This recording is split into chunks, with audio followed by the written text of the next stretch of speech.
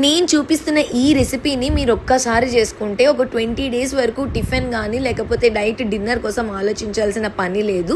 So దానికి కావాల్సిన measurements ఏంటంటే ఒక గ్లాస్ గోధుమ పిండి, ఒక గ్లాస్ బియ్యం పిండి, కొంచెం ఉప్పు అండ్ షుగర్ వేసుకొని కొంచెంగా వాటర్ వేసుకుంటూ దాన్ని పూరి డౌ మిక్స్ చేసుకున్నట్టు మిక్స్ చేసుకోండి. మిక్స్ బాగా చేసిన తర్వాత ఒక 30 మినిట్స్ పాటు రెస్ట్ ఇవ్వండి.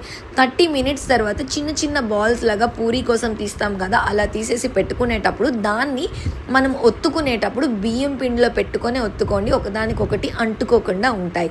సో ఇప్పుడు ఒక ఆయిల్ కోసము ఒక కడాయి తీసుకొని ఆయిల్ వేసుకొని అది బాగా వేడెక్కిన తర్వాత మనం చేసి పెట్టుకున్న పూరీని ఒక్కొక్కటిగా ఇందులో వేసుకొని గోల్డెన్ కలర్ వచ్చేంత వరకు ఫ్రై చేసుకోండి. అంటే ఇవి రోస్ట్గా ఫ్రై చేసుకోవాలన్నమాట.